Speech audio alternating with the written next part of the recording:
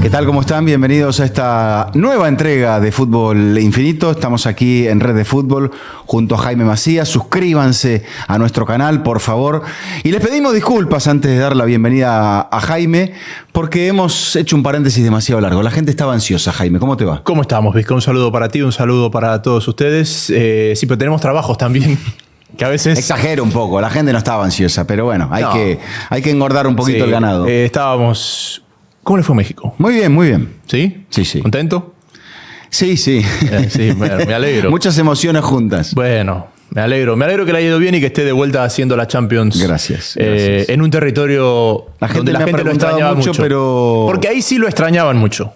Bueno, no sé. La gente me ha preguntado mucho qué hice. Nada, aprovechar las libertades de un freelance. Como usted, que está por todos lados.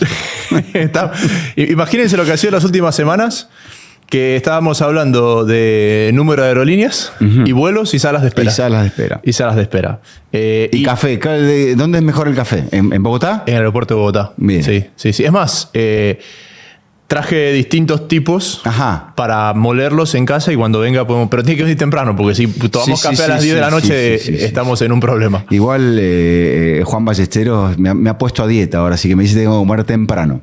Temprano, siempre hay que comer temprano. Sí, usted es la persona que yo conozco que más tarde come. Y bueno, son horarios de Buenos Aires. Bueno, no vamos a hablar de Buenos Aires. Hoy tampoco vamos a hablar del Balón de Oro. Del Balón de Oro. ¿Sabe quién tampoco habla del Balón de Oro? ¿Quién no va a hablar del Paris Saint-Germain? El Paris Saint-Germain porque... Va a estar jugando si el clima le acompaña. Si el clima le acompaña. El partido de ayer, el Le Classique en Marsella, quedó postergado. Y no había fechas. No es que no había fechas, es muy bueno lo que dice el reglamento que se tiene que jugar del fútbol francés. A las 24 horas. Cuando un partido se posterga por clima, se juega a las 24 horas después. No sé, eso es inamovible. Salvo que se tengan que volver a postergar y ya 24 horas más tarde, claro, o sea, 48, sea un problema. Ahí sí, pero me parece que eso es en una época donde los calendarios están tan apretados. Cuando el incidente es climatológico. Muy bien. Sí. Así que el Paris Saint-Germain, quizás el gran galardonado del Balón de Oro, no se enterará de los resultados hasta que acabe su partido contra el Marsella. Claro, y recogerá los premios luego a partir de una presencia de alguien. Sí. Dembélé está lesionado. Sí. O sea que Dembélé es el único. Dembélé puede ir a recoger el Balón de Oro. Puede estar buscando los premios del resto. Bien. Aunque debería estar viendo a sus compañeros, ¿no? Pero bueno. Entenderán. Pasó la primera jornada de la Champions. Sí. Y ya estamos en velocidad crucero con las ligas, Jaime. Dejemos la Champions para el final. Sí, señor. Y arranquemos un poco por lo que estamos viendo en cuanto a cambios y demás. En las dos ligas más importantes, en Inglaterra y en España, que quizá no sean, porque lo hemos visto, la final de la Champions de la temporada pasada fue entre un equipo de la Serie A y un equipo de la Liga, con lo cual por ahí también tenemos que abrir un poquito el panorama de la, digamos, de no quedarnos con los estándares, con las etiquetas. Sí, pero también los dos finalistas de la Champions pasada eran los que se habían desmarcado de la tendencia de sus ligas en Europa. Es decir, cuando uno hablaba de la liga francesa en Europa, básicamente uno hablaba del París. Sí. Y cuando uno hablaba de los italianos en Champions, el único que había destacado era el Inter. Entonces, me parece que no baja hacia las ligas, con todo el respeto a esas ligas que son de las 5 mejores ligas del mundo. Creo que cuando hablamos de las ligas, uno ve la Premier, uno ve... el partido de ayer, el Arsenal frente al City. Dejó mucho que hablar. La gente los puristas estaban muy consternados. A ver, es que yo tengo una con la actitud de Guardiola. Pero es que no es la actitud de Guardiola solamente. Yo tengo una pregunta así. Yo le quiero recordar algo.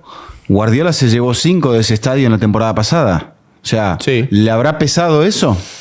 La pregunta que tengo yo, Vizca, es ¿a qué carajo estamos jugando? A ganar.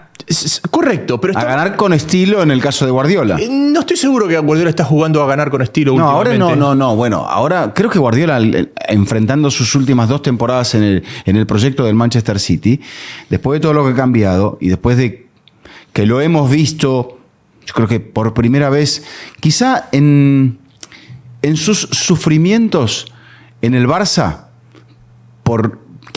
probablemente no poder controlar el vestuario de la manera que él hubiese querido en el final, por eso dice, si me quedo tengo que tomar decisiones que no me gustaría tomar.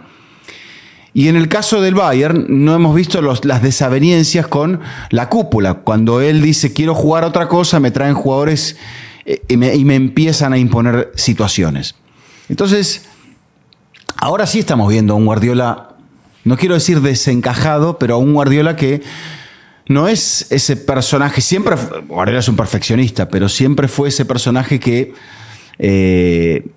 parecía como que disfrutaba del fútbol mucho. Y ahora lo veo cada vez más, bueno, ha cambiado varias veces en este largo periplo. Los asistentes. Sí, los asistentes. Y ahora viene de un cambio para un señor... ¿Parecido a quién? Que venía de asistir a Klopp. ¿Parecido a quién? Que viene cambiando asistentes también y no le está encontrando la vuelta al equipo. ¿Arteta? No. Simeone. Simeone. Y siento que... Bueno, Arteta también no tiene agencia ahora, pero el cuerpo es el mismo. Pero fue sumando. Sí. Arteta ha ido sumando entrenadores. Y cuando digo a qué carajo estamos jugando, hace un tiempo decía, la posesión expiró como método de juego. Es decir, en estas tendencias de equipos contragolpeadores a equipos de posesión masiva. Hoy jugamos a regalar la pelota para recuperarla. Ese es el juego como el París gana la Champions. El mismo saque ese central del rugby que más allá de si es bonito o no es bonito, si gusta o no gusta, toda tendencia o esta tendencia de este fútbol moderno es que hay un beneficio más grande en robar que en tener. Y sí, porque el que corte ese clip lo puede usar como quiera. Pero realmente es lo que está pasando en el fútbol. Hay un beneficio más grande en dónde te robo que si yo tengo la pelota. Además, encontrarte mal parado, porque ya como casi todo el mundo está jugando lo mismo, los desequilibrios para abrir espacios son más difíciles de encontrar. Y sobre eso después hablaremos un poquito de Real Madrid por este cambio de estilo, pero continúa. Sí, pero en ese punto te encuentras con esto. El Arsenal generó 11 tiros de esquina. Entonces... Le gana al Atlético en un tiro de esquina. Le gana al Atlético en... ¿Sí? Sí. El cabezazo de Van Dijk. Sí, estás pensando en el Liverpool. No. Al Atlético. Claro, contra el Everton, el Liverpool. Estoy hablando del Arsenal. Sí. No, me mezclé el Arsenal con el Liverpool. Rojo también. Siga. Pero el Liverpool también hace un poco de eso. De que te cargan equipos que empiezan a trabajar la pelota parada como un deporte distinto, donde lo que pasa en el transcurso del juego es simplemente un ejercicio de forzar pelotas paradas. ¿Por qué? Porque la pelota parada todo se iguala y vas a un mano a mano. El Arsenal contra el City forzó 11 tiros de esquinas. Con la clara intención de, antes que rematar, forcemos un tiro de esquina porque ahí vamos a tener 9, 8 elementos en zona de remate. Si estamos atacando en transición ofensiva, hace superioridad numérica, pero no tienes volumen. Claro. Superas en números, pero no en volumen. Y siento que eso nos ha hecho que por momentos el fútbol pierda un cierto encanto, sea todo más clínico, sea todo más matemático, y que nos llenemos de este tipo de acciones. Es decir, el saque, ese central del París, que lo utilizan varios equipos, es un recurso, claramente, pero es quizás lo que más va en contra de la esencia de lo que es el deporte. Sí. Que es lo que ha pregonado. Imagínate antes buscar forzar un gol de saque de banda como recurso para ganar un partido, ganar un título o lo que sea. Total. A la desesperada puede ocurrir, ¿no? Pero que ahora sea una materia de estudio de qué hago con el lateral. Porque si te pones a probar, a analizar, es más posible que tú, por lo que conlleva, partido X, equipo X, o sea, lienzo en blanco, ¿viste? Sí. Es más posible que tú marques un gol de un tiro de esquina o de una jugada elaborada. Sí. ¿Cómo es más posible que tú marques un gol? Yo diría que de una jugada. Yo también diría que de una jugada. Pero los números dicen lo contrario. Ahora sí. Los números dicen lo contrario. Porque ¿qué es lo que ha hecho que el fútbol sea distinto a la mayoría de otros deportes? El fútbol no tiene posesión preestablecida. Entonces, la capacidad física y la capacidad intelectual van a la par. Porque tú estás en una transición ofensiva y puedes perder la pelota y tienes que físicamente e intelectualmente volver a un lugar para protegerte. O puede ser que tú estás defendiendo una posesión y en el momento que tú la recuperas, tú física e intelectualmente tienes que tomar una decisión de qué hacer con ese elemento. Eso tiene un margen de error mucho más grande que una posesión preestablecida, que en el fútbol americano, que en otros deportes. Y lo que nos están llevando estos equipos es justamente a eso. Es decir, que el periodo menos existente en un partido sea el periodo de transición, tanto ofensiva como defensiva, y así protegerse. A algunos les gustará, a otros les gustará. Es evolución. Claramente es una evolución, pero por momentos le quita un cierto encanto. Igualmente creo, a nivel filosófico, que aquellos equipos que utilizan la fase de posesión alta, como por ejemplo ahora Real Madrid con Xabi Alonso, Guardiola con sus equipos, Flick, o sea, ellos entienden que justamente lo que quieren evitar al jugar tan arriba es tener una transición defensiva. O sea, cortar la jugada, abortarla allí, antes de que se produzca eso, porque ya, una vez que se te produce, tenés un terrible revolcón. Pero quiero ir al partido del Arsenal contra el City, donde se le nota un poco a Arteta. Primero que todavía no ha logrado insertar de acuerdo a lo que él entiende de Berechi S, por eso lo utiliza otra vez como revulsivo. Estaba recuperando a Bukayo Saka, no lo tiene a Martin Odegaard. O sea, quizá no tenga los elementos más creativos en el juego. Y por eso creo que pesó mucho este aspecto de que Guardiola jugara de esta manera. Cuando a Guardiola se le va el equipo, se le va todo y entra en octubre en esa caída. Por ejemplo, en el interín y ya en caída, lo que te decía, perdió 5-1 en este estadio. Se le escapa el derbi de Manchester en su estadio, que lo iba ganando 1-0. Sí. Entonces me parece como que Pep dijo, estas cosas no me van a pasar. Estoy todavía en un periodo de reconstrucción del equipo, después de la salida de Kevin De Bruyne, después de que no puedo contar con Stones en defensa, después de que tengo que adaptar un poco al sistema, a veces voy a jugar con 3, a veces él terminó jugando con 5, Pep. Jaime, en el fondo. 5-4-1 terminó jugando y sin Haaland adelante. Y el problema del 5-4-1 para este plantel del City es que, si tú me preguntas dónde el City es más débil, donde el City es más débil es por fuera. Por las bandas. Por las bandas. Porque cuando tú enumeras lo que ha perdido en los últimos 2 años de aquel equipo campeón, claro, el año pasado Rodri estuvo lesionado, pero seguía siendo jugador del City. O sea, estaba ausente, pero pertenecía. Pero fue perdiendo a Julián, perdió a Grealish, o Grealish se perdió solo y después lo dejaron salir. Se cayó Foden. Perdió los laterales porque se fue Walker, que era importante. Sí. Y claro, entonces tú ves el equipo y yo te digo, a ver, el eje central de este equipo es Donnarumma, Vardiol, Rubén Díaz, Rodri, Reyners, Bernardo Silva, Haaland. Equipazo, ¿verdad? Pero por fuera va Kusanov, O'Reilly, Doku. Bueno, Doku está muy bien. A ver hasta dónde levanta. Está, pero fue muy importante en varios partidos. Puede ser que después digamos, bueno, no, que este señor estaba equivocado con Doku. Pero cuando tú te das cuenta de lo que ese equipo ha tenido en esas bandas, porque hablabas de la generación de espacio, ¿verdad? Tú acumulas elementos en el centro, ¿para qué? Para que los aproveche el que va por fuera. Sí, lo más difícil que hay algunos equipos que se obsesionan con entrar tocando por el medio cuando ya has abierto los espacios por fuera y tenés algún jugador destacado por fuera. Claro. Quizá, obvio, por el medio es el camino más corto, por afuera es el camino más largo, pero es la única manera que existe de poder abrir un poco la jugada. Ahora, y por ahí me estoy yendo por un lado que no tiene nada que ver, o quizás sí tiene que ver, ¿verdad? Hemos visto cómo había una conexión directa entre aquellos equipos que renovaban estadios y después cómo no alcanzaba para las plantillas. El City tiene mucha más plata que esos equipos. También agrandó el estadio. También agrandó el estadio, pero no lo renovó como el Atlético o el Tottenham o el Real Madrid. Pero ha entrado en esta expansión en una compra masiva de clubes.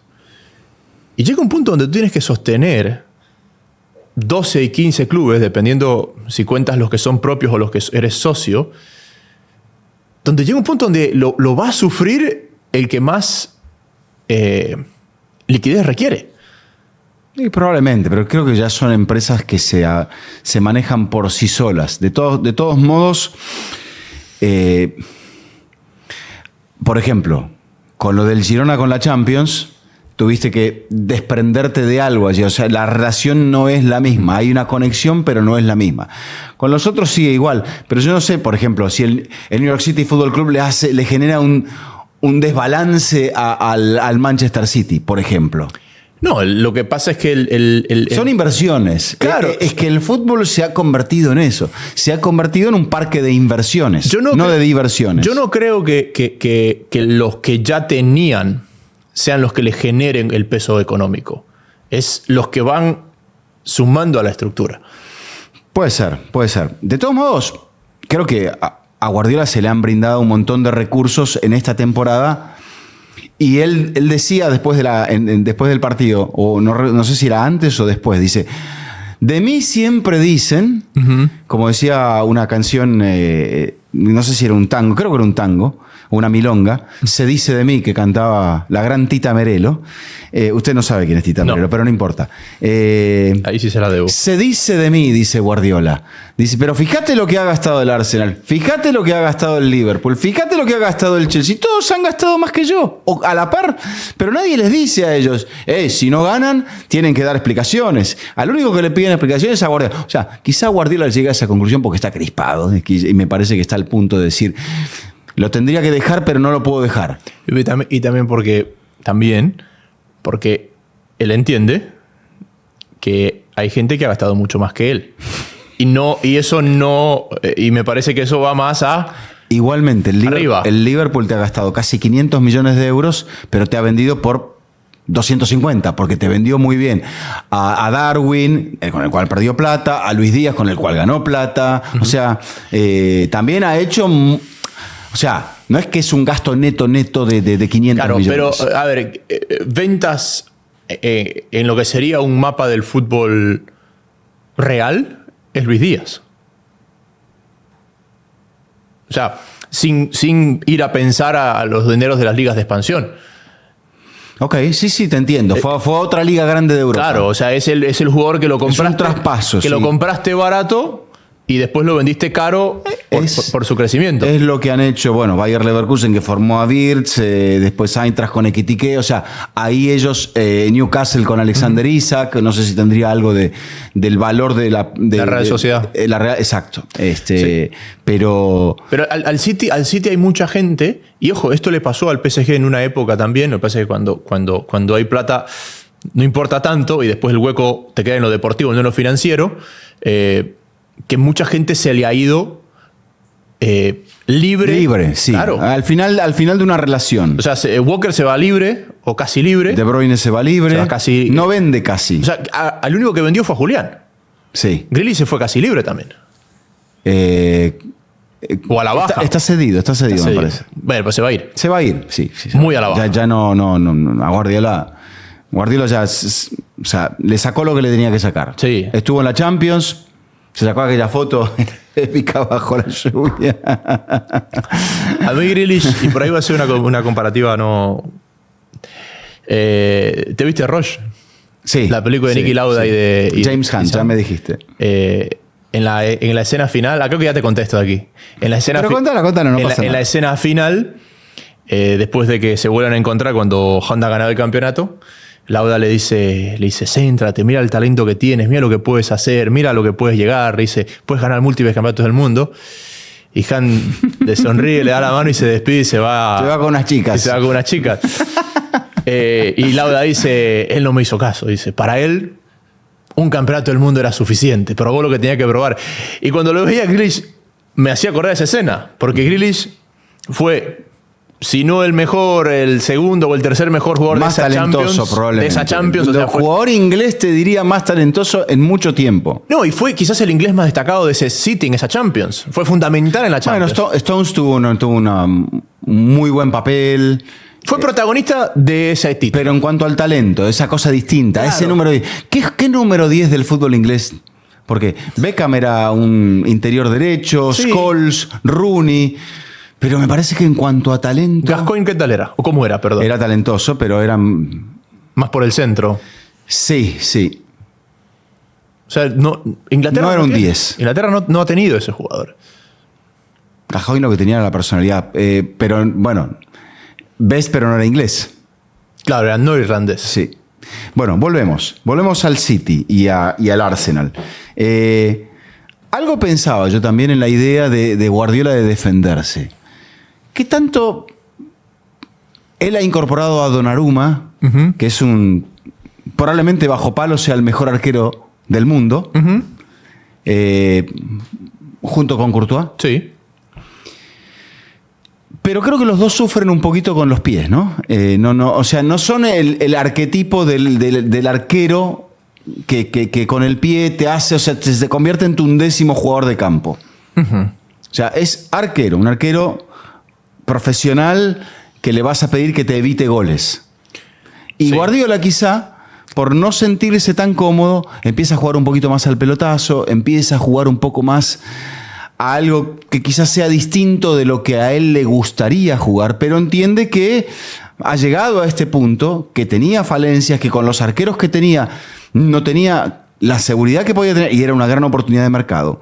Entonces dijo, bueno, cierro los ojos, voy con el buen arquero de rol, pero voy a perder un poco la esencia de mi juego para el movimiento de la salida. Entonces, al City es eso, como que lo van a venir a presionar mucho más para forzar esa clase de errores, para obligarlo a jugar en largo y para que de esa manera el City no tenga tanto el control de los partidos. Y que quizá, por eso te hago toda esta vuelta, ese sea un poco el detonante de que Guardiola diga 5-4-1 para cerrarlo con los precedentes de la temporada pasada. Es imposible saber si fue primero el huevo o la gallina. ¿Qué quiero decir con esto?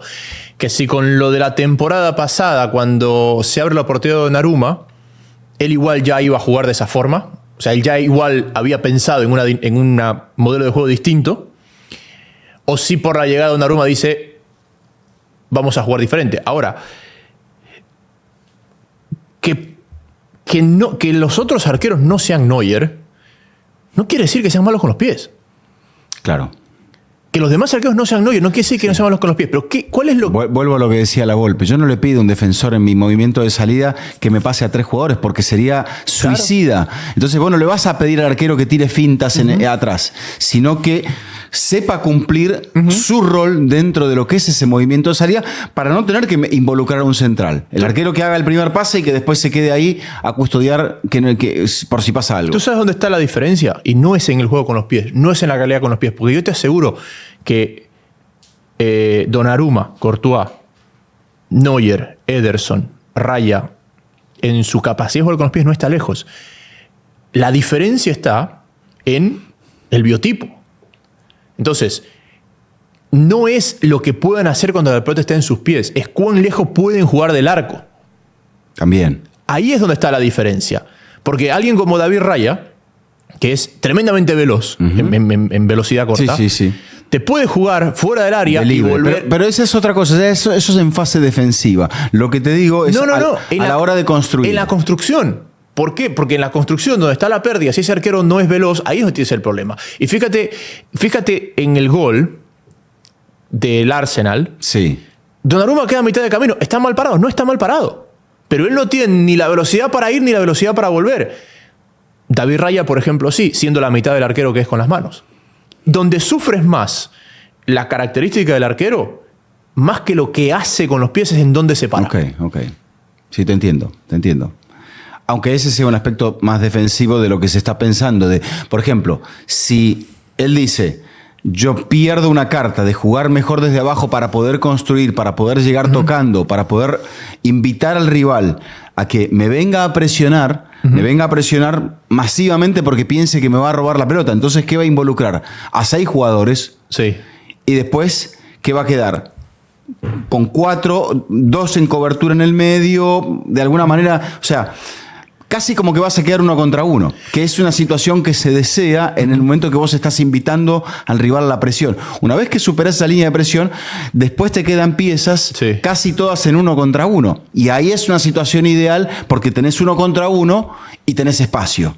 Claro, lo que tiene que ver con esto es que cuando tú construyes desde atrás, si bien no es que el arquero va a gambetear, hay una cierta movilidad en la construcción. Exacto. El arquero grande, es el diseño de la jugada de salida. El arquero grande no tiene esa movilidad. No. Y segundo, cuando tú estás en una posesión larga en campo rival, tú quieres que tu arquero, para que sea ese jugador de campo, esté bastante cercano al cuarto de campo. ¿Para qué? Para poder jugar con él hacia atrás, descomprimir y volver. Sí. Ese arquero grande tiene un problema de jugar tan lejos del arco. Sí, su movilidad. Tiene un problema muy grande de jugar lejos del arco. Y ahí es donde está la clave de estos arqueros. No solamente con los pies, sino con los pies para correr. Claro. ¿Tú te acuerdas? Y se me escapa el nombre. Época de Servi en el Brighton. El uno, el holandés Verbruggen. Sí, sí.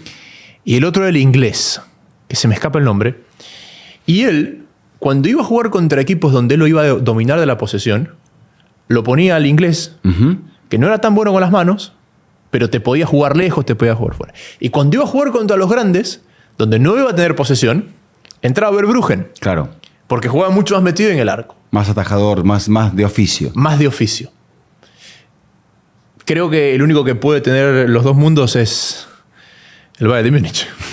Porque no hay. Dime otro que esté Sí, a esa altura. Hay otros a los cuales les cuesta. Pero, por ejemplo, el Madrid, como ha dominado los partidos por ahora, llevándolo ahí, evitando muchas situaciones de transición, en los partidos que las ha tenido lo ha sufrido, pero no le ha costado resultados negativos.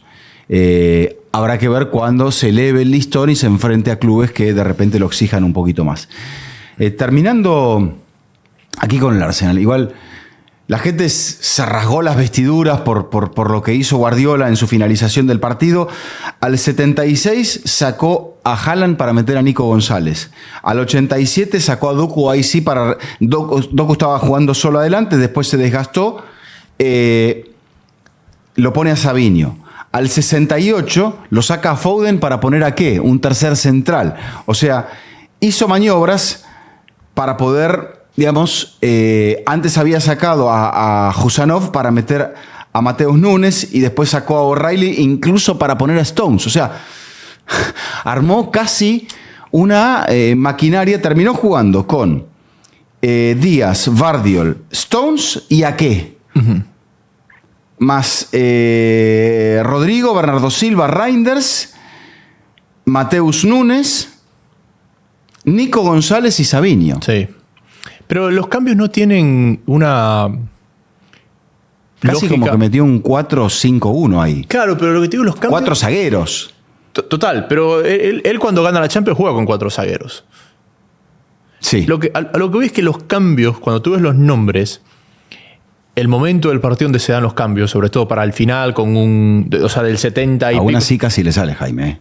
Total. Le metieron el gol al 93. Claro. O sea, podrán decir Guardiola, porque la gente decía, Guardiola está traicionando, nos está traicionando, decían los puristas, no lo podían creer. Y digo, bueno, quiere sacar un resultado, Guardiola. Es que sí, pero capaz los traiciones de los nombres le hacen un gol al contragolpe. O sea, metió todo eso, sí, ¿verdad? Tú no ves el partido y ves los cambios y dices, se metió atrás. Los colgó como murciélago a los 5 ahí del arco. 32, casi 33% de posesión. ¿Pero qué pasa con él? No, los agarran adelantados. No, igualmente te digo. Vos me dirás, bueno, ¿qué hago con el Arsenal? Le doy la posesión. No le voy a disputar, no le voy a achicar la cancha en diversos sectores, o sí, cosa que a veces hizo, pero le voy a dejar que juegue. Porque el Arsenal puede entrar en fases de juego inoperantes. Porque el Arsenal también se había armado de una manera muy notable Y por ejemplo, está bien, me dirás, Gyökeres todavía no es ese salvador, le ha hecho goles al Leeds y demás, pero en estos partidos no ha aparecido. Contra el Liverpool tampoco te apareció. Te aparecen, el otro día en Bilbao te aparece Martinelli, te aparece Trossard, ahora te marca el gol Martinelli. Entonces, Pepe está un poquito especulando con eso, decirle, mirá que a vos te conozco y me voy a adaptar para jugarte de esta manera. Y no estaba tan equivocado. Es lo que decís, en el final, queriendo generar posesión, queriendo avanzar líneas, para no terminar apretado atrás, lo agarran con espacio y le meten el empate. Sí, también los cambios, tratando de resumir todo lo que hemos hablado, ¿verdad? Hablamos de la pelota parada, le metió estatura. Le metió estatura. Claro, también es eso. Pero también, si tienes un equipo que a veces te juega más a forzarte el córner que a patear al arco, también está bien que lo vayas a defender allá, porque una cosa es que te force un lateral ahí, a que te genere otro tiro de esquina. Yo lo que noto en el City es que hemos tenido durante mucho tiempo un equipo que juega con una idea totalmente marcada de juego. Días le va bien, días le va mal, pero tú ves el City y sabes lo que juega. Y por eso lo comparo con Simeone, y no es la primera vez que lo comparo con Simeone, donde también tú sabías a qué jugaba ese equipo. Exactamente. Y hoy te da la sensación de que cada que quieren probar algo distinto, no funciona.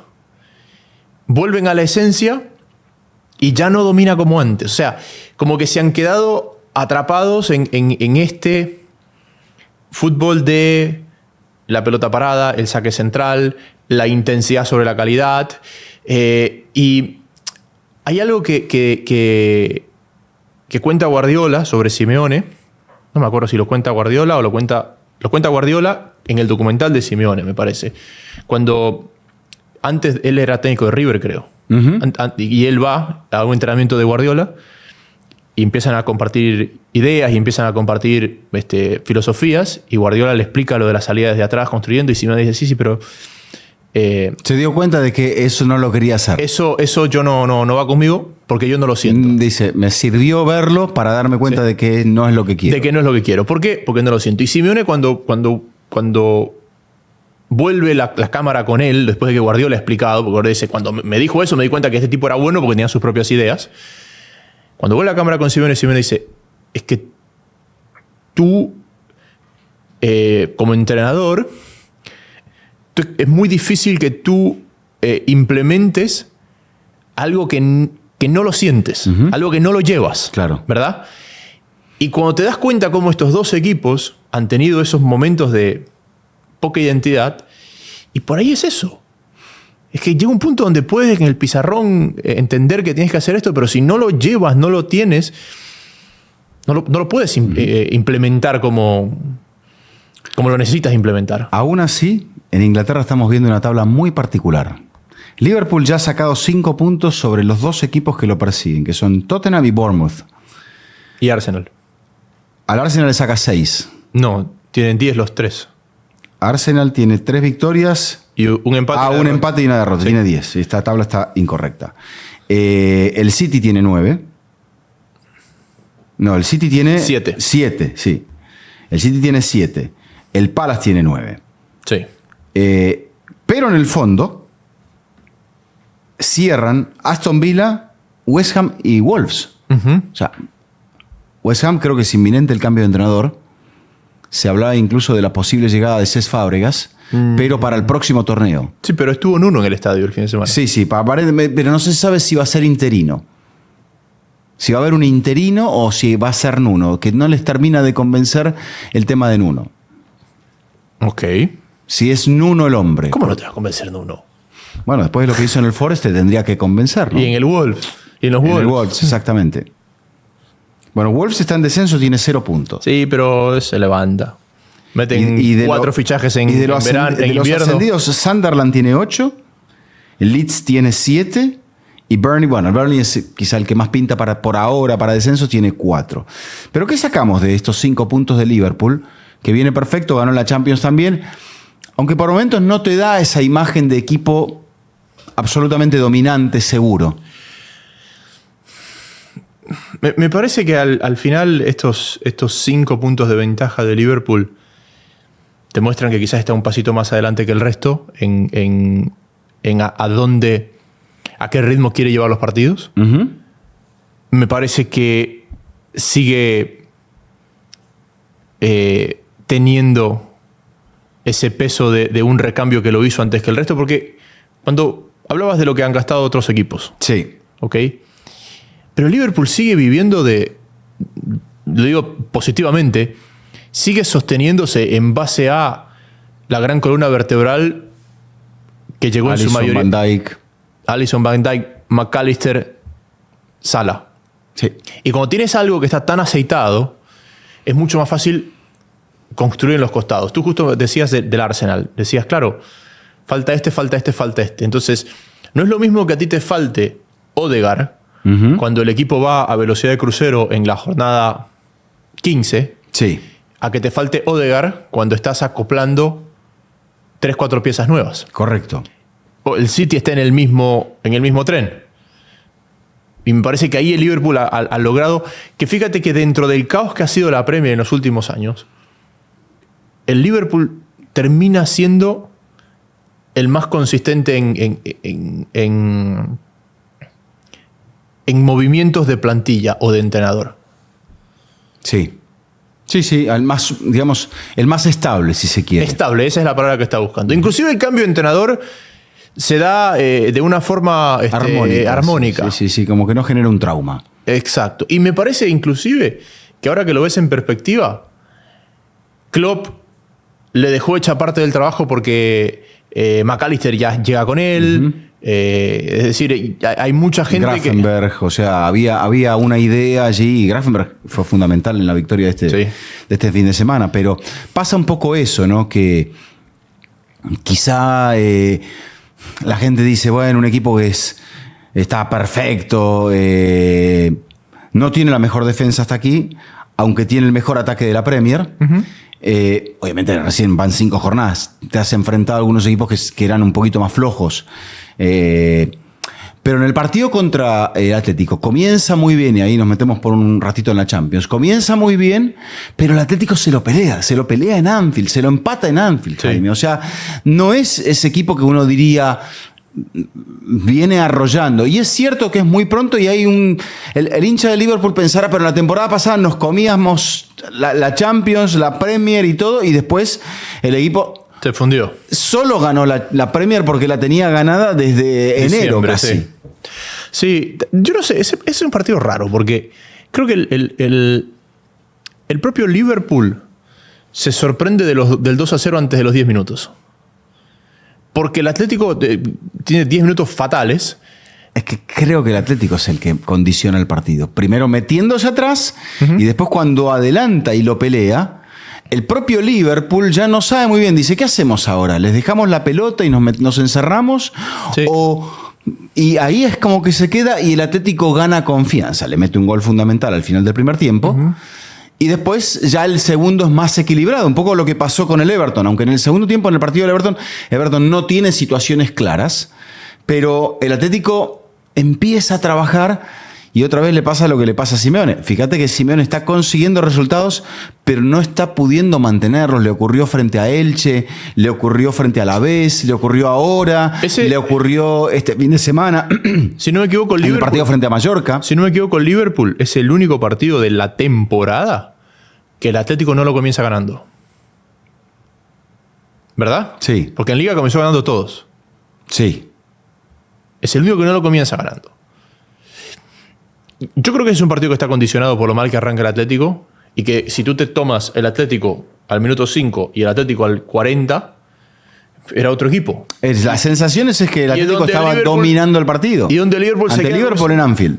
Claro, y el Liverpool se queda como, espérate, estamos 2-0. Esta gente casi que no apareció y ahora resulta que estamos siendo dominados por ellos. Le costó mucho volverse a meter en el partido. Y para la gente que critica a Simeone tiene mucha valentía. Queda en algunos momentos expuesto. Hay una pelota, hay un par de contragolpes que le cede a Liverpool. Hay una pelota en el palo, una jugada muy rápida que Salah se pierde el 3-1. Y, o sea, arriesgó. Para aquellos que dicen Simeone no arriesgó. Creo que lo que le está faltando al Cholo es por ahí un poco de tranquilidad. Él dice contundencia. No, también, a ver, Pizca. Yo creo A Julián se le quejó del cambio. Hay que entender que Julián venía de una dolencia en la rodilla, por eso no había ido a Anfield. Creo que con Julián en Anfield también tiene 3 bajas importantes. Baena, que lo viene insertando, Almada, que lo viene insertando, que son muy buenos jugadores, eran quizás las compras más importantes del mercado, y Julián Álvarez, que fue el mejor jugador de la temporada pasada. No tiene plantel el Atlético de Madrid. La gente a veces va y piensa que los planteles son cuánto costaron. Y no son cuánto costaron. O sea, dicen que hay una disociación entre el director deportivo del Atlético y el propio Simeone, que Simeone no está a gusto con ciertos jugadores que le han traído. Tampoco estaba como el anterior. Con Berta me parece que había un poco más de entendimiento. El Atlético no tiene plantel. El Atlético no tiene plantel. Ahora, que es normal que con ese plantel pierdas en Anfield, sí, obviamente. Sí. Lo que no es normal con ese plantel es que hayas ganado un partido en el principio de la temporada de la Liga. Correcto. ¿Ok? Pero yo siento que el Atlético, en esta ola de los cambios futbolísticos, los cambios de mercado, los nombres que se están fichando, de dónde están llegando, el Atlético ha entrado como en un círculo vicioso, Sí. donde termina fichando al sudamericano que es suplente en otra parte, donde termina trayendo de vuelta a ese central que ha dado vueltas por grandes equipos y que no ha funcionado. Y claro, habrá uno que lo recuperes, habrá uno que lo conviertas en una nueva estrella, pero el resto no. Sí. O sea, Vizca, los centrales del Atlético son Lenormand y Lenglet. Correcto. Lenglet Ha rebotado por todos lados. ha rebotado por todos lados. Entonces, no tienes plantel y ahora yo por primera vez siento que quizás el mensaje no llega con el mismo peso que llegaba antes. Tu mediocampista titular sigue siendo Coque. Sí, señor. Capitán, líder, emblema del Atlético. Bueno, ya te digo, tan denostado que era De Paul, no tiene ese jugador que le pueda dar, el buen De Paul, esa pausa, esa claridad con el pase, ese control del partido, y no ha encontrado un jugador de esas características dentro de lo que tiene. Por eso tiene que apelar a Coque. Por eso tiene que apelar a jugar con Llorente de extremo derecho y de lateral derecho. Entonces, Galán, que estuvo 2 veces en el mercado, ahora es el lateral izquierdo. Entonces, Vizca, es un equipo, el Atlético es un equipo tremendamente plano y no necesaria o únicamente por la filosofía de juego de su entrenador. correcto. Es un equipo plano. Es un equipo plano desde su plantel, desde su armado. ¿Qué pasa cuando tú tienes jugadores que están durante muchos años en un mismo plantel y en un mismo rol? Hay un relajamiento, siempre lo va a haber, siempre va a pasar. Y cuando tú ves esta alineación de Atlético de Madrid, alguien que no haya visto Atlético de Madrid en los últimos 5 años, la mitad los conoce. Claro, porque son jugadores nuevos, por eso. La mitad los conoce. Los conoce, sí. O sea, la mitad siguen siendo los que La base está. estaban en el 16 ahí. Como decían, sí. Claro. Y todos son una... ¿Por qué está Llorente ahí? Porque Madrid lo dejó libre. Sí. ¿Por qué está Lenglet ahí? Bueno, Nico González cedido porque no anduvo con la Juventus. Con la Juve. Exacto. Lo que decías, Almada, que venía del Lyon, que también necesitaba vender jugadores. Quizá Baena, pero Baena viene del Villarreal. Tampoco es como que viene de, no sé, del Arsenal. Por eso. Vamos a los grandes de España, ahora sí, porque la gente estaba esperando eso. Quizás Lenormand y Julián, los dos, Probablemente. más como al alza. Compras al alza. Exacto. El Madrid lidera, ha ganado todo hasta aquí. Es una situación semejante, aunque aquí hay un cambio de estilo, es una situación semejante a la de Liverpool. Liverpool, por ejemplo, o por lo menos, ya ha jugado contra Everton, le tocó el Atlético en la Champions, le ha ganado in extremis con un tiro libre fantástico al Arsenal. A ver, quiero que me compares lo que te voy a decir con el Liverpool, porque no he visto todos los partidos de Liverpool. Okay. Tampoco he visto todos los del Madrid, pero sí he visto más del Madrid. Cuando tenemos estos equipos, ¿qué es lo que hago yo? Cuando tenemos estos equipos que de repente tienen ahora, ¿no?, puntaje ideal, 5 jornadas, sí, más Champions, y de repente no te convencen, siempre voy y digo, ¿cómo abrieron los marcadores? ¿Por qué? Porque si tú tienes un estilo de juego, un modelo de juego, ese modelo es el que te debe marcar la ruta de los triunfos. Correcto. ¿Verdad? Y justamente por eso cuestionábamos un poco lo del Arsenal. El Madrid, haciendo un poco memoria y a ver acá, abre el partido contra el Español, 2 remates de media distancia. De media distancia, ¿ya? Sí. No tiene nada que ver con funcionamiento, más que lo cerca no podía entrar jugando, lo abrió porque Exacto. el equipo se le cerró mucho, el rival lo abrió desde afuera. ¿Cómo abre Marsella? Penal. Lo empata. Lo empata. ¿Cómo? Penal. Sí. ¿Cómo 2-1 penal. abre Osasuna? Penal. Sí, y ha utilizado también la pelota quieta. Me falta rival. Mallorca es de córner, una jugada de creo que sí es un no de córner, sí, es un córner hacia afuera, cabezazo de House en el segundo palo, Güler que entra y consigue el empate. Y después creo que es un gol de Vinicius. Sí, pero bueno. Segunda jornada es el Oviedo. Sí, que es el gol de fuera del área. Sí. Es un gol de fuera del área. Entonces, Ahora te digo de quién. aquí, déjame, lo tenía aquí y se me fue, porque lo revisé antes. Contra el Oviedo es de Mbappé. Pero es una jugada rápida de Güler, es una recuperación de. Eso sí es jugada. Real Sociedad me parece que también es de fuera del área. Entonces, ¿qué es lo que tiene el Madrid? Está dominando, y el Madrid se me parece mucho, pero con mucha más calidad y no en un momento de caída hacia abajo, a lo que fueron las primeras jornadas del Madrid de Julen Lopetegui. ¿Dónde está la diferencia? Ese equipo venía deprimido y ese equipo no tenía la calidad que tiene este en el último tercio de campo. No tenía. No estaba Cristiano. Claro, pero tampoco estaba Vinicius, tampoco estaba Mbappé, tampoco estaba Rodrigo, tampoco estaba más tanto. O sea, es decir, era el equipo que había ganado la Champions Sin Cristiano. que había quedado. Pero estaba Benzema. Claro, era el equipo que había quedado a 15 puntos en la Liga, que había ganado la Champions. Estaba Gareth Bale. Y que le habías quitado a Cristiano. Sí. O sea, no era el mismo momento emocional. No.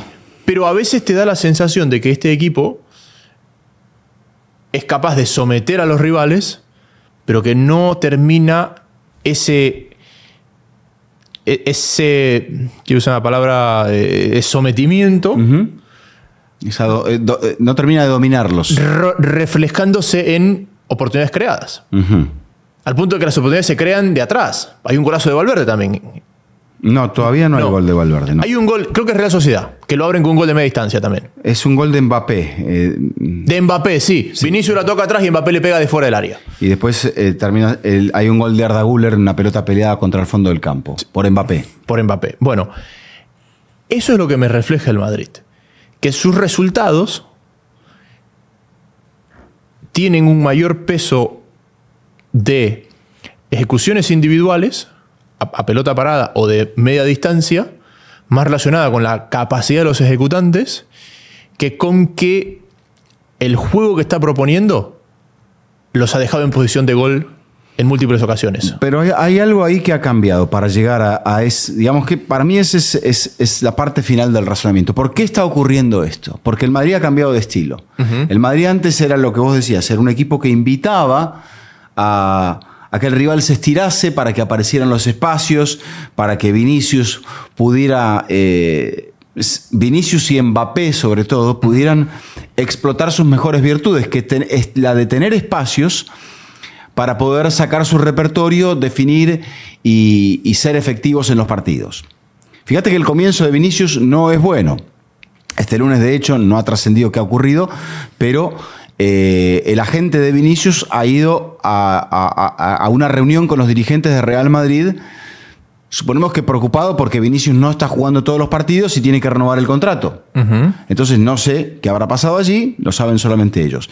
Pero dentro de este cambio de estilo de Xabi Alonso, o sea, presión sobre el campo rival, presencia fuerte sobre el campo rival, Vinicius es uno de los perdedores. Mbappé por ahora es uno de los ganadores, y eso que Mbappé es un jugador que también requiere de espacios, pero que se maneja, digamos, con otra capacidad por los espacios que van quedando libres, o con la virtud por jugar de falso 9, de explorar muchos puestos y muchos espacios en el campo.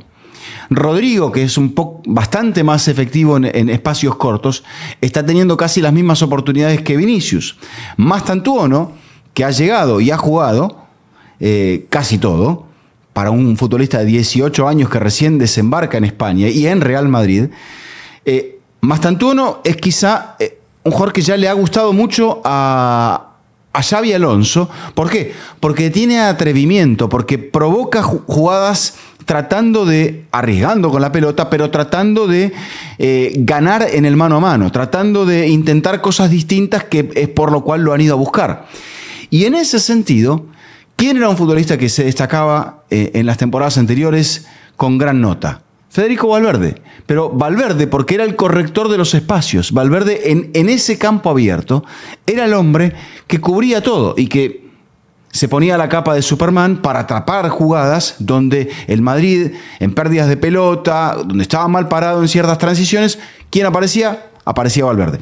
Tchouaméni, por ejemplo, un mediocentro más posicional, no para ocupar tantos espacios, ahora está mejor. ¿Por qué? Porque tiene que hacer otras funciones cuando antes quedaba expuesto ante el vendaval de las pérdidas, que hacía que los rivales lo tomaran mal parado y solo.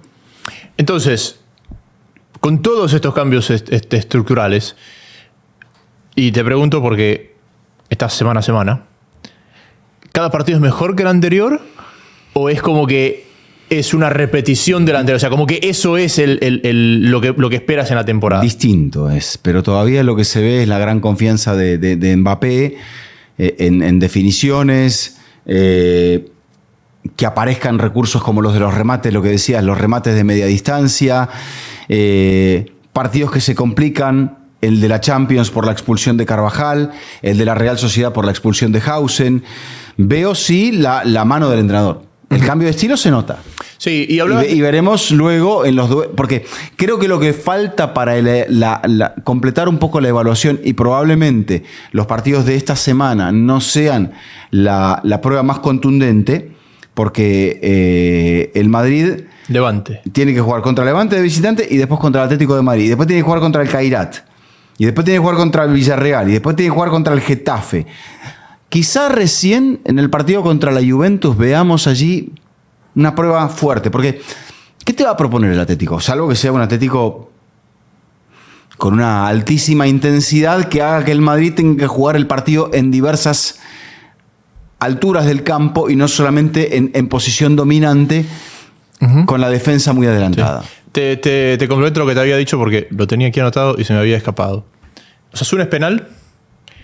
Oviedo es esa acción donde Mbappé recibe entre líneas. Es una recuperación que pedía falta a la gente de Oviedo. Sí. Güler que conduce y se la pasa a Mbappé. Porque si el gol contra Oviedo, el 1-0 contra Oviedo, sí, y el 1-0 contra la Real, o el primer gol del Madrid contra la Real, sí, son muy parecidos. Sí. Son para mí los dos goles que reflejan, a esto juega el Madrid. Porque esa es la zona donde me parece el equipo se siente más cómodo. Cuando el equipo ya es... Porque Mbappé recibe casi al borde del área grande. Un pase entre líneas. Sí. Y ahí arranca. Sí. Cuando el equipo mete al rival demasiado atrás, ahí es donde vienen los problemas. Y me parece que las diferentes alturas a las que quiere tener la posición es donde el equipo todavía no está fino. Por eso, ayer contra el Español, antes de ayer. El sábado. Contra el Español. Lo mete tanto al arco que lo que hace ahí es acumular 21 jugadores en el área grande. Y en esa postura, ¿quién te puede romper en jugadas de mano a mano? Ahí es donde, por ejemplo, el Barça tiene cartas distintas. porque el Madrid no tiene un Pedri. No. El Madrid no tiene por ahora, está tratando de encontrar un Lamine Yamal. Ujú. Y el Barça con esta... Porque ahora Flick está contento. Había arrancado con el gesto torcido. Ahora está contento porque Rafinha está bien. Rashford lo va insertando poco a poco y le va dando cosas interesantes. Ha recuperado a Lewandowski. Ferran Torres, no importa lo que juegue, siempre te está rindiendo. Y Dani Olmo, que era el que venía más atrasadito, apareció y tuvo un gran partido contra... el Getafe. Que el Getafe, me dirás, bueno, el Getafe estaba teniendo el mejor arranque de su historia y es un equipo muy duro que rara vez lo lográs tumbar y meterle 3 goles que pudieron haber sido muchos más. Y falta Fermín, que lamentablemente se lesionó, no tiene para mucho, pero quizá tenga para 1 o 2 semanas, 10 días.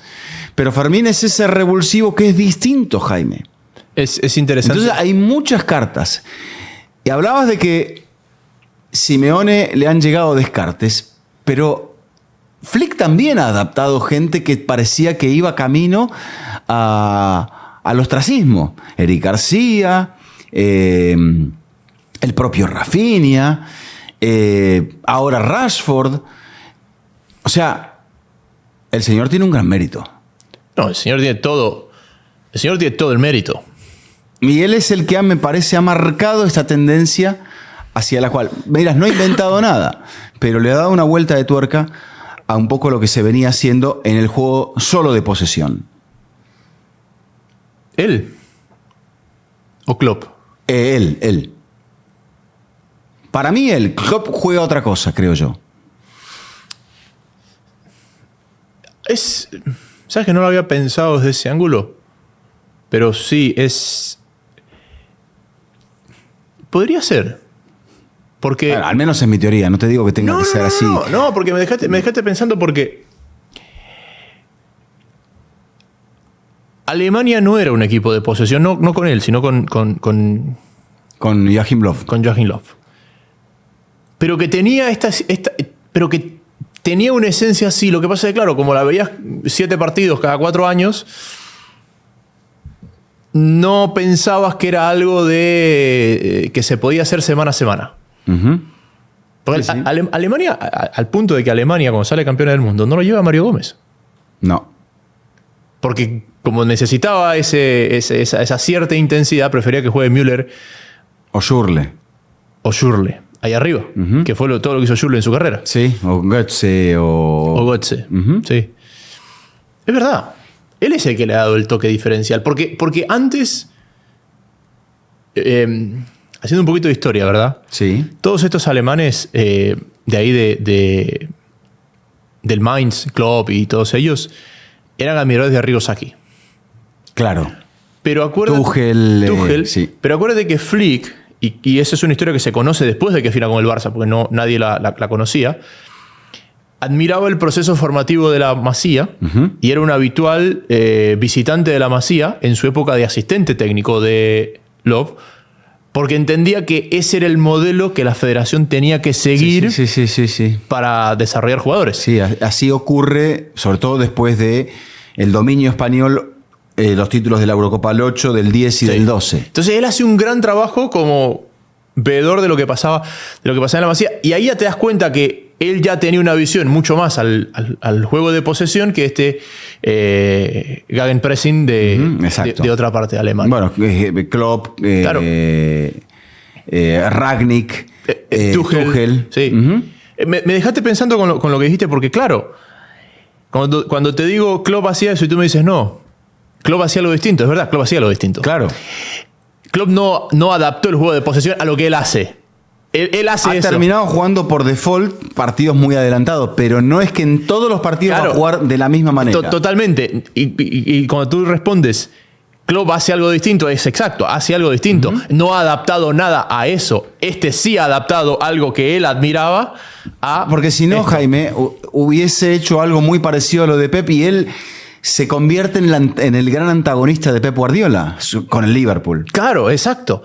Correcto, haciendo algo distinto. Y por ahí tiene que ver con lo que estamos hablando, o no tiene que ver con lo que estamos hablando, pero ayer cuando veía que el Arsenal jugaba a tirar corners, algo que uno hacía cuando era chico y cuando no tenía suficientes para jugar un partido, a lanzar corners, yo decía, ok, ¿quién está jugando bien? ¿Quién es entretenido verlo? Te hago esa pregunta porque yo te la respondo enseguida. Pero ¿quién es hoy, de los equipos así, quién es entretenido ¿Quién te ver? entretiene? Creo que el Barça. Yo creo que el Barça. Lo que tiene el Barça es que pocas veces, como ayer o como contra el Valencia, te da la certeza, o quizá contra el Mallorca en la primera jornada, de que está tranquilo en el partido. Uh-huh. O sea, siempre, por eso es entretenido también, porque te pinta un poquito de drama y de suspenso. A veces que te pinta cosas que parece que se le va a caer el castillo, Sí. y hay veces que cuando despliega su juego te da mucho gusto verlo. Pero eso es lo que te hace prender en la televisión. No saber lo que va a pasar. Exacto. Ver a qué hora se cae el castillo. Exacto. Bueno, el partido del Arsenal contra el City presentó un poco de eso. Presentó un poco el partido del Liverpool contra el Atlético de Madrid presentó bastante de eso. Bueno, pero claro. Quizá a los 10 minutos decía, esto ya está pinta para goleada. Pero el Atlético se mete y juega un partido muy interesante. Mucha gente cambió. Vamos a hablar un poquito del Atlético también. Mucha gente cambió, creo, de canal con el 2-0. Dijo, ya está, esto se acabó. Esto ya está liquidado, exacto. Sí, después vio y dijo, 2-2. A mí, ¿sabes qué me pasó? Estaba en una sala de espera y había una televisión donde estaban pasando...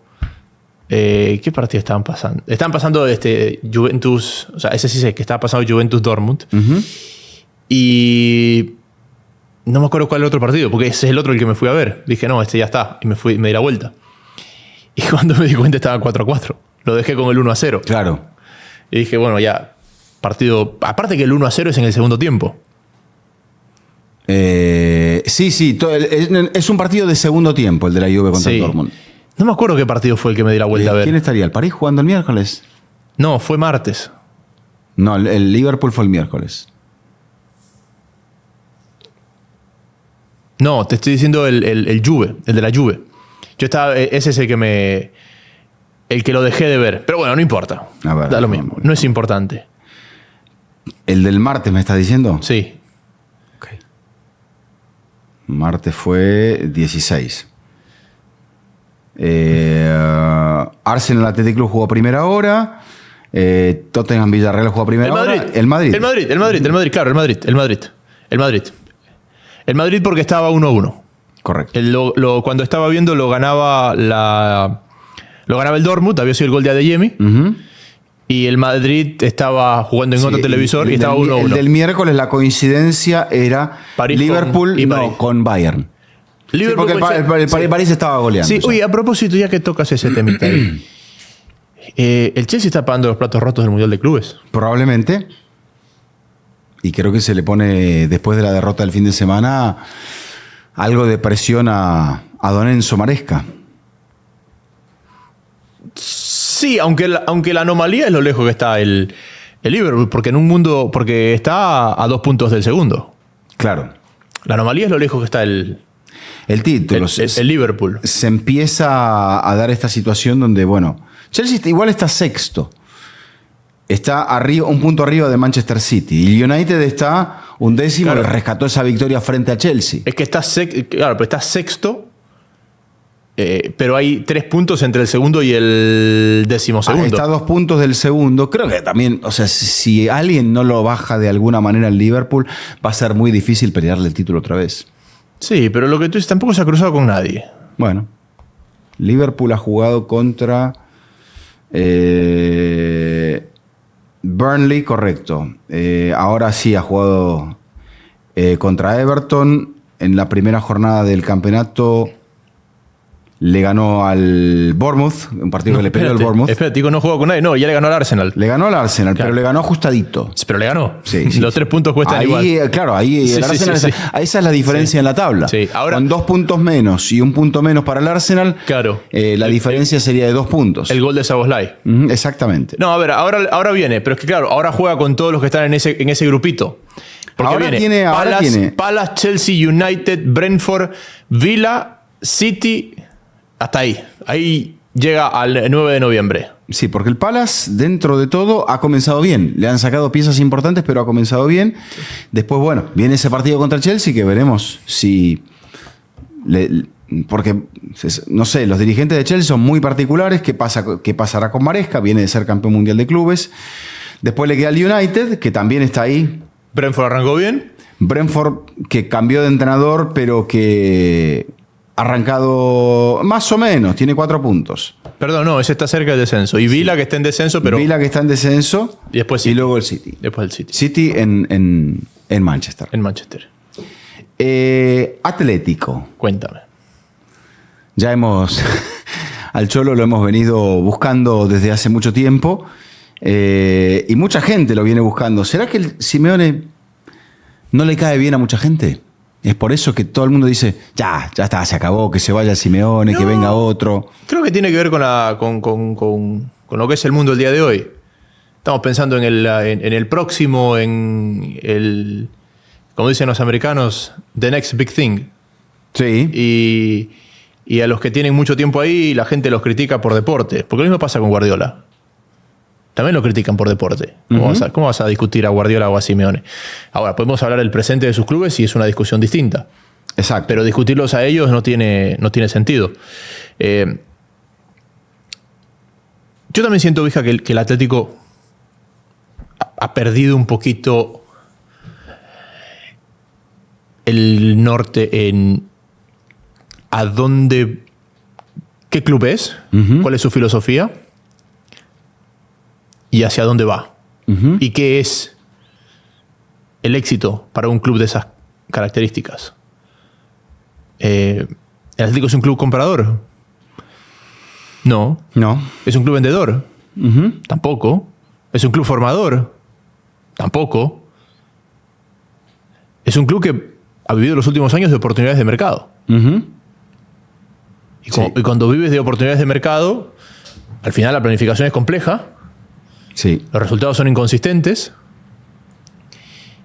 Y creo que en parte tienes ese condicionante. Es decir, tú ves al Madrid y tú sabes que el Madrid es un club comprador. Sí. Tú ves al Barça y sabes que el Barça es un club formador. Eso no quiere decir que ni el Madrid va a hacer debutar a chicos que crea que tienen la capacidad de hacerlo, ni que el Barça va a fichar jugadores cuando cree que puede hacerlo. Tú ves el Bayern. Los fichajes del Bayern tienen una idea marcada. El Bayern tiene una filosofía institucional. Ves el City y que el City se ha gastado, así como se ha gastado una fortuna en jugadores, se ha gastado una fortuna en desarrollar una estructura de club. La metodología del Chelsea nos puede parecer bien o mal, es decir, no, vamos a comprar la mayor cantidad de jugadores que podamos y los vamos a financiar a 10 años. El Liverpool dice, nosotros lo que la data nos diga lo vamos a hacer. Y el Atlético y el United, porque están en la misma vaina. Bueno, el United no estaba, o sea, el United siempre fue muy alegre a la hora de buscar, pero no acertaba. Pero los dos están un poco, dice, bueno, ahí. Y esta gente está apostando a comprar, a vender, a formar, a descubrir. Bueno, el Atlético tiene a Carlos Bucero como director de fútbol. La posición de director deportivo después de la partida de Andrea Berta está vacante. No está vacante. Dirige los partidos todos los fines de semana. Pero hay una disidencia, porque dicen que Simeone no está contento con ciertos refuerzos que le han traído, como por ejemplo Ruggeri, el jugador de Atalanta. Pega de Ruggeri, ¿no? No. Pero no le termina de convencer a Simeone. Sí. Ha jugado, o sea, se había pensado en descartar a Javi Galán y Galán es el que está jugando. Sí, pero se había pensado en descartar a Molina y tampoco tiene un lateral, o sea, el que le trajo no le gusta, que es Pubil. O sea, está jugando Molina. Y el gran fichaje está descontento, que es Julián. Julián fue fichaje de Andrea Berta. Se dice que Julián podría salir, pero en cuanto... podría salir en la temporada. El último gran fichaje de Atlético se llama Jan Oblak.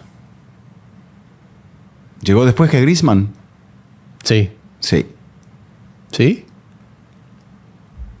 Llegaron juntos. Llegaron juntos. Yo te diría que yo me quedaría con Antoine. Se fue y volvió. ¿Pero por qué volvió? Porque no anduvo bien allá y porque no había dinero. Ahora va a seguir el mismo camino de Antoine, dicen. ¿Quién? Julián. ¿Se va al Barça? Cuando el Barça agarre un poquito de aire y pueda hacer una compra importante, a su gran socio y amigo Enrique Cerezo le va, bueno, a Gilmarín. Ahí está. Entonces, vuelvo al punto. Si tu gran fichaje después de Oblak y Griezmann, porque fíjate, cuando viene Griezmann, ¿ok? El Atlético se arma alrededor de Griezmann. Sí. Cuando llega Julián, porque ojo, Suárez le dio una liga, pero Suárez sabíamos que era Ave de paso. Ave de paso. Si tú traes a Julián, en el momento que lo traes a Julián, con lo que Julián te ha demostrado, tu proyecto deportivo debe girar en torno a Julián. Uh-huh. Y claramente no está pasando, al punto de que Julián, después de un año, ya está descontento. Bueno, hay ciertas situaciones de esa dinámica que no conocemos, pero... ¿Pero te parece que es una dinámica saludable desde afuera? Estuvo lesionado. Si no hubiese estado lesionado, me parece que hubiese completado el partido, hubiese jugado más o hubiese seguido en el campo en el partido. Y creo que el Atlético lo extrañó enormemente en Anfield. Y eso que se las arregló, porque Llorente jugó un partidazo, se las arregló para pelearlo. Pero si me decís a mí, no sé si lo hubiese evitado o le hubiese evitado arrancar el partido con el culo contra el área y llevarse 2 goles en menos de 10 minutos. Pero sí le hubiese permitido otras cosas cuando el Atlético tenía que manejar el partido en la parte final. Y quizás hasta ganarlo. No te digo porque el Liverpool estaba regalado. Pero igualmente el Atlético, yo creo que ya está en esa postura donde se ha metido en otras temporadas anteriores. No para decir, se acaba el ciclo Simeone, pero sí para decir, asegurar la Champions, afirmar las figuras, porque tuvimos que cambiar muchas, encontrar el equipo, afirmar las figuras, o lo que sea, tratar de ser cuarto, sí, y tratar de rascar un título en la Copa del Rey o de ver hasta dónde se puede llegar. Si es cuartos de final en la Champions, mejor. Está bien, pero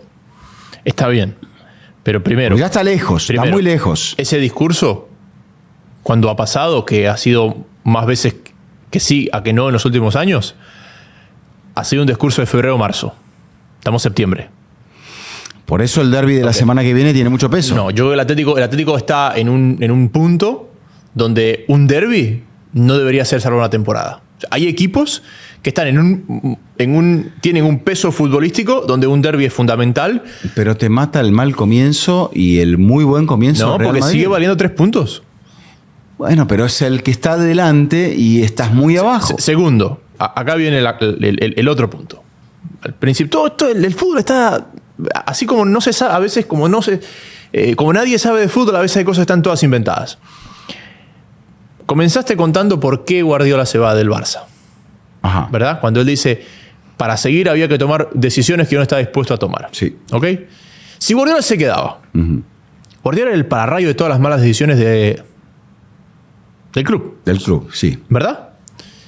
Simeone, el entrenador más importante en la historia del Atlético de Madrid,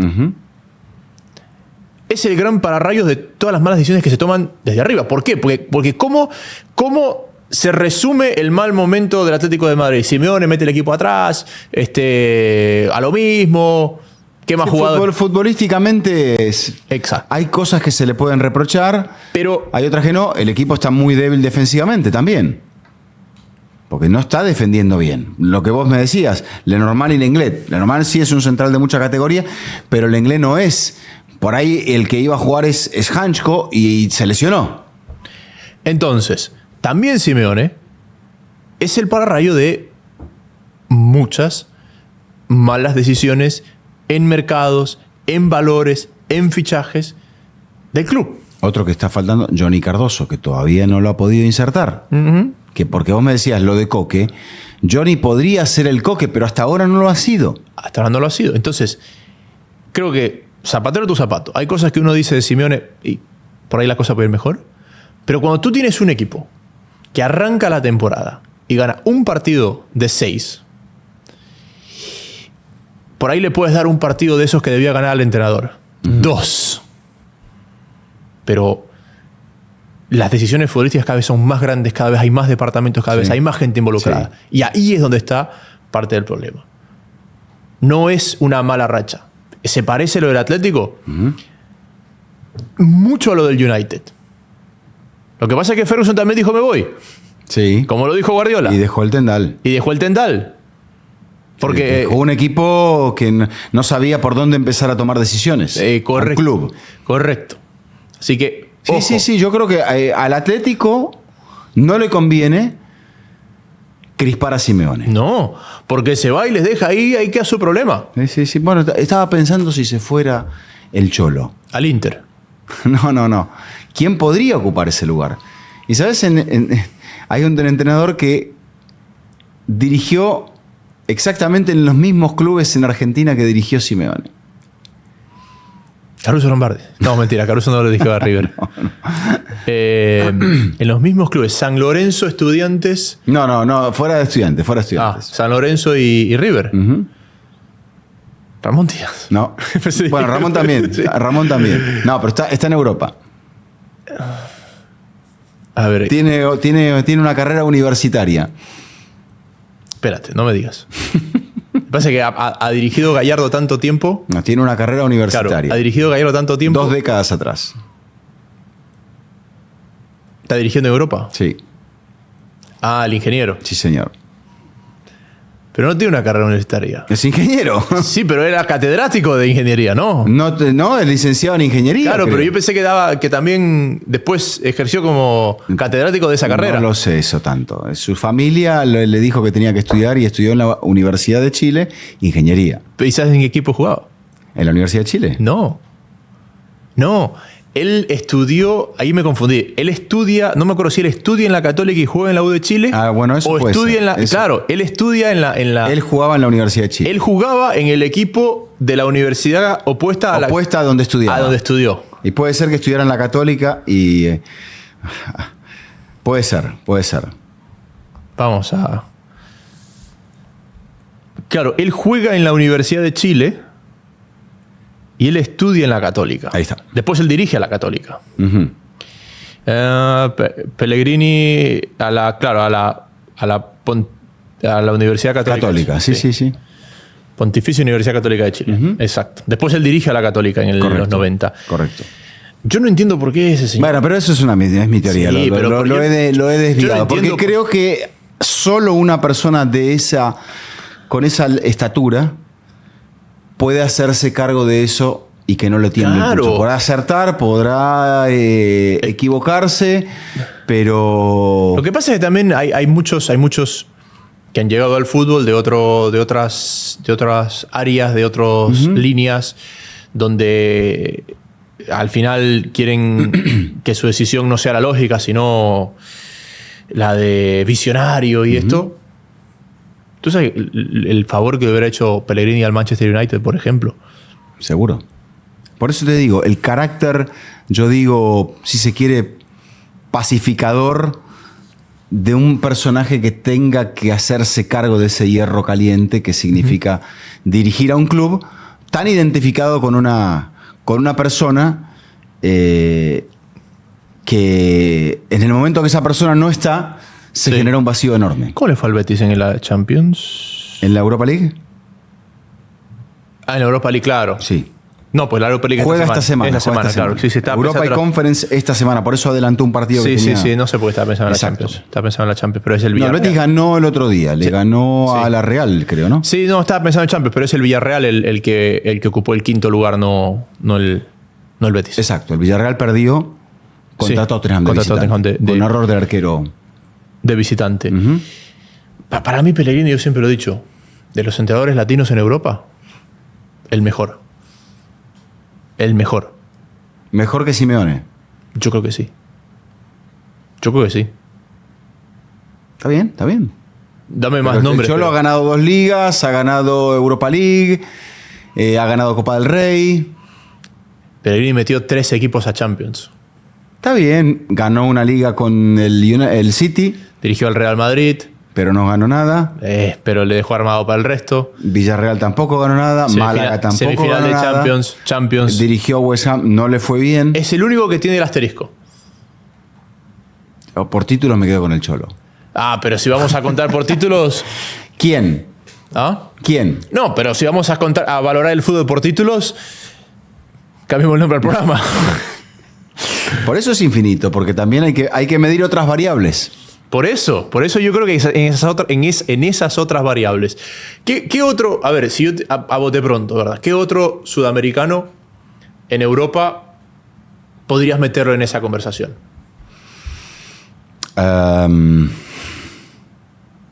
A Bielsa no lo podemos meter. Yo creo que por lo hecho en Europa, no. No.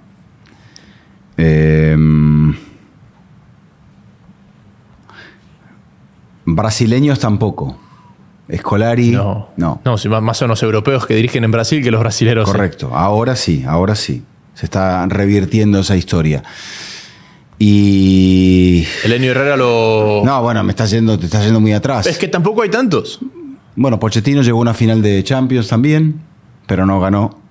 Ganó títulos con el París. Usted y yo también ahí podíamos en esa época ganar títulos con el París. Bueno. Ya nos empezamos a ir por las ramas. ¿Cómo se llama el que pierde la final de la Champions con el Atlético? No, Simeone, obviamente. ¿En 1974? Sí. No era Lorenzo. Lorenzo llega después. No, sí, Lorenzo era. No, creo que Lorenzo gana la Intercontinental, pero no sé si perdió esa final.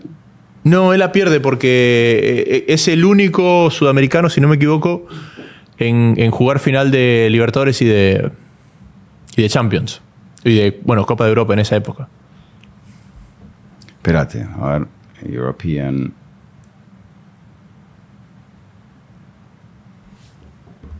Es el único. A ver. Sí, era Juan Carlos Lorenzo, correcto. Sí. ¿No? ¿Viste? No, está ahí. No, Lorenzo no. No, Lorenzo no. Gana esa Intercontinental. Tenía a Luis Aragonés como medio centro. Pero no diría que... El papá de Pepe Reina, el arquero.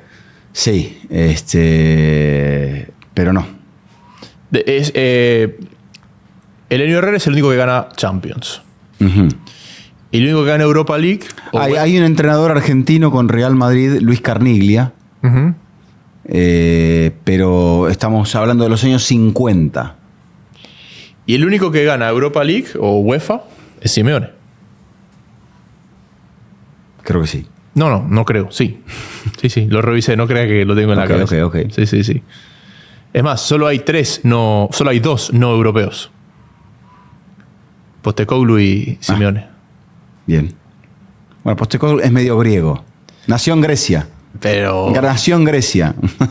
Está bien. Es australiano. Bueno, es de todos lados. Bueno, los invitamos a que se suscriban. Aquellos que nos pedían, hoy hicimos un episodio casi infinito, pero no tanto. Volveremos pronto, ¿no? Volveremos pronto, la próxima semana, ¿verdad? Yo creo que por ahí sí, habrá que ver si podemos hacerlo el lunes. O jueves. No. Porque tenemos Champions. Sí, el lunes sí. Quizá el jueves de Champions. Quizá el jueves de Champions, sí. Bueno. ¿Lo verán en televisión con la ¿Cómo? Champions? ¿Lo verán? ¿La gente lo podrá ver transmitir Champions? Sí, calculo que sí. Bien. ¿Qué partido tiene? ¿Ya sabes? No sé todavía. Creo que Real Madrid. Bien, perfecto. Ahí tendrá mucha sintonía, seguramente. Seguramente. Ha sido un placer, don Eduardo, como siempre. Igualmente. Este ha sido un nuevo episodio de Fútbol Infinito y será hasta la próxima. Hola, soy Alejandro Figueredo, conductor de ¿Qué pasa Inter Miami? Si te gustan nuestros contenidos, suscríbete a Red de Fútbol y activa las notificaciones.